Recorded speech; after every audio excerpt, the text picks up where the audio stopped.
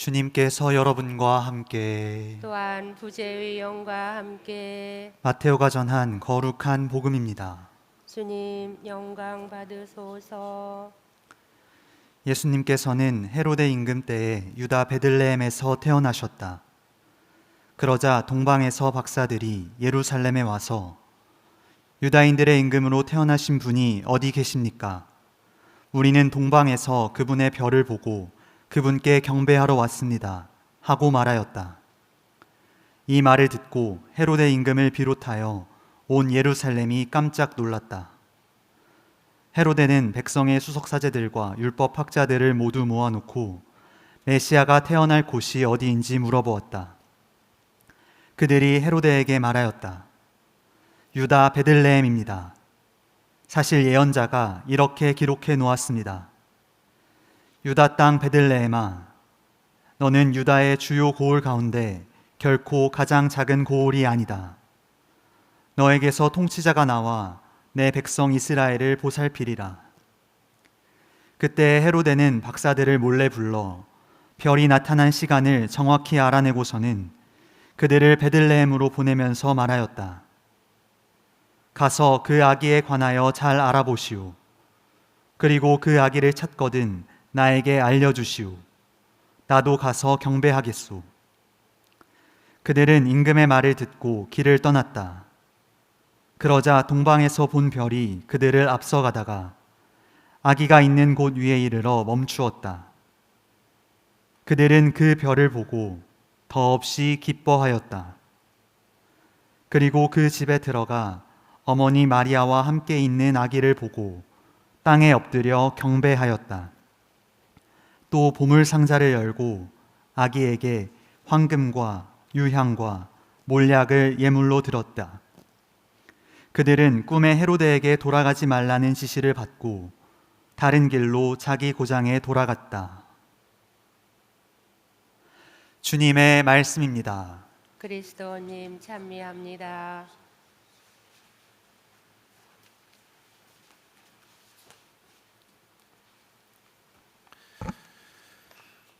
오소서 성령님. 그리고 그 집에 들어가 어머니 마리아와 함께 있는 아기를 보고 땅에 엎드려 경배하였다. 안녕하세요. 오늘은 주님 공연 대축일이라고 합니다. 예수님께서 우리들의 구세주이심이 온 세상에 드러나게 된 날을 기념하는 것이죠.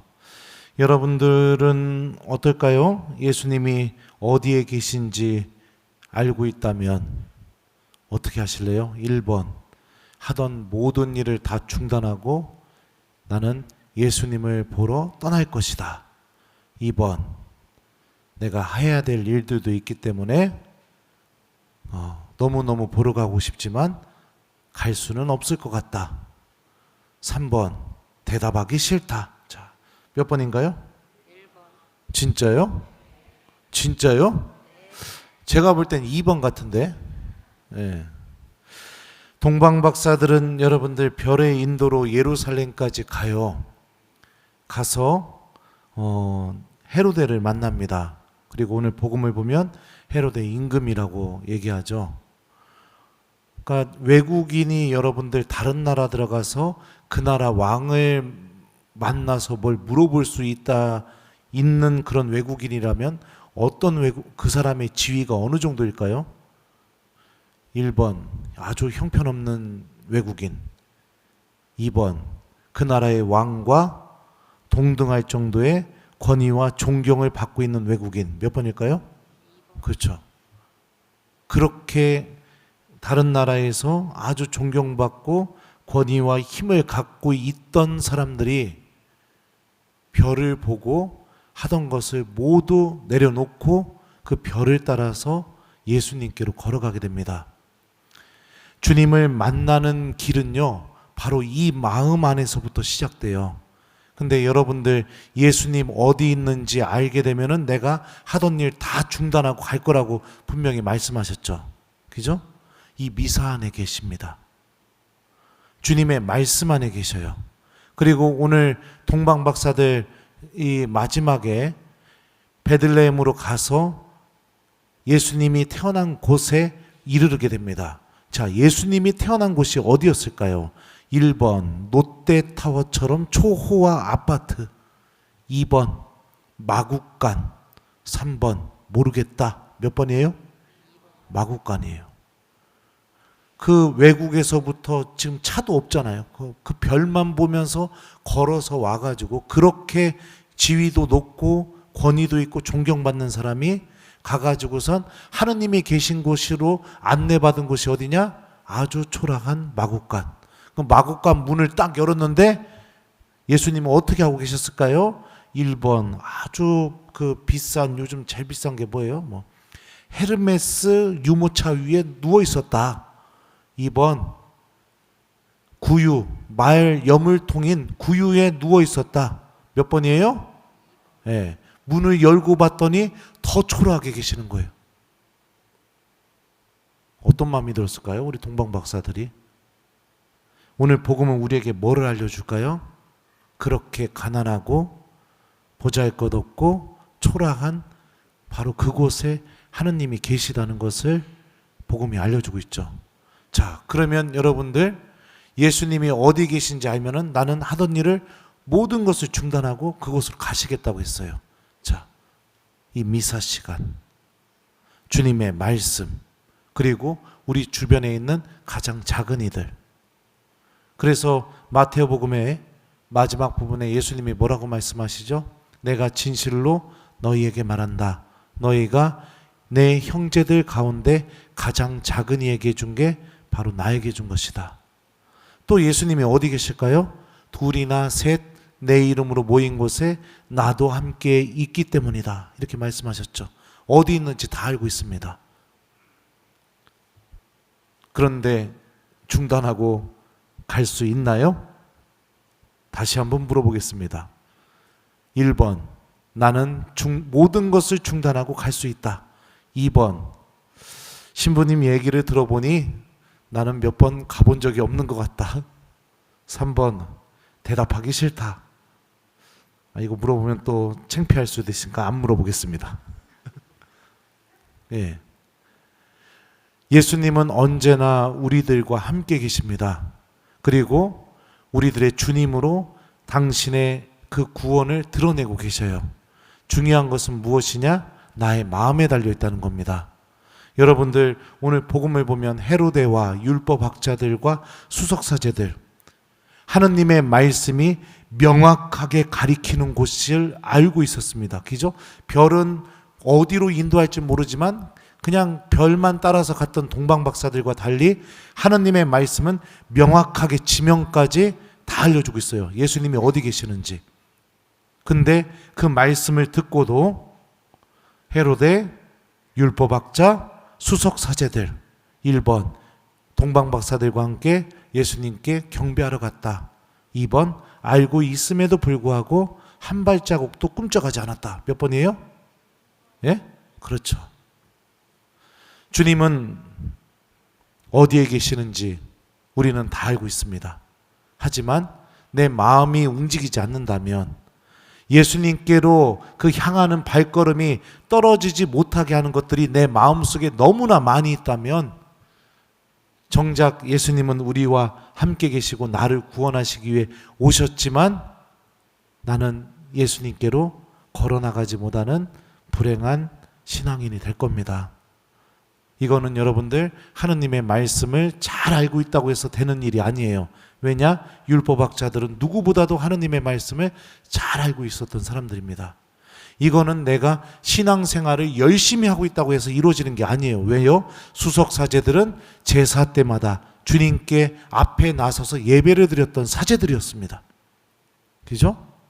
이것은 내가 아주 중요한 일을 하느님으로부터 부여받거나 아니면 높은 권한과 내 힘대로 할 수 있는 권력을 갖고 있다고 해서 이루어지는 일이 아니에요. 왜요? 헤로데는 왕이었습니다.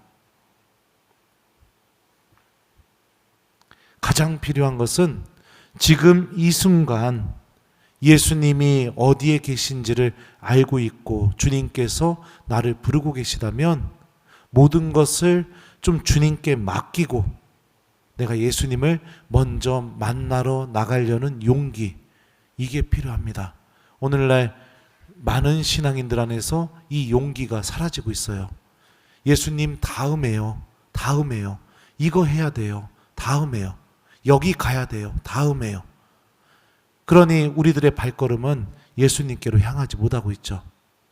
그리고 또 복음의 마지막을 보면 동방박사들은 아기 예수님께 그 초라한 그 말 여물통에 누워 계신 아기 예수님께 엄청난 선물을 합니다. 무슨 선물을 하죠? 첫 번째 뭐죠? 황금. 그래요. 우리 시준이 이뻐 죽겠어. 두 번째는 유황. 그 다음에요. 세 번째는 몰약. 예, 맞아요.